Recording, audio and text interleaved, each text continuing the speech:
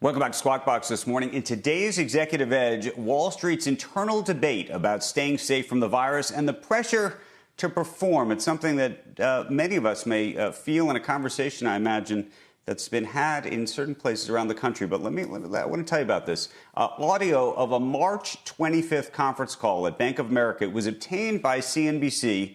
The global head of equities at that firm laid out the stakes for those considering staying at home. This is a bit of a pressure issue, especially if the crisis lasted for an extended amount of time. He said, quote, "At some point in time, one has to make a decision.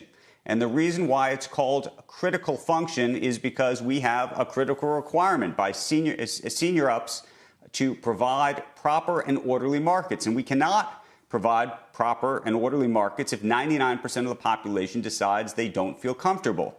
He said, quote, "You cannot, on one hand, say you cannot trust the firm, and on the other hand, get the money from the firm for a long period of time if you are in a critical function." Now, if people decide they don't want to be in a critical function, we can have that conversation too. He said, of course, we are going to entertain special cases, but not the, quote, "I don't feel comfortable, sorry." It doesn't work that way over the long term. Bank of America wasn't the only firm facing this balancing act. Over the weekend, the Wall Street Journal had reported that JP Morgan plan to separate trading locations was delayed, and traders were told to show up for work at headquarters just as the virus started tearing through the city and then created and spread the virus even more there.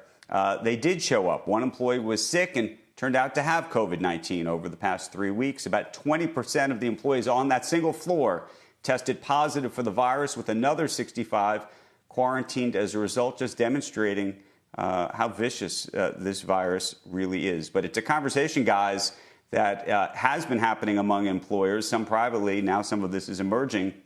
But it's going to be very interesting over the next couple weeks and months, especially as we try to reorient and come back to some sense of normalcy and people start to open up and ask employees to come back to work, those that are working remotely. And what happens when employees say, you know what, I'm not ready or I'm not comfortable, and how that's all going to work. So I think it's going to be a very interesting couple of weeks and months ahead on that front as well.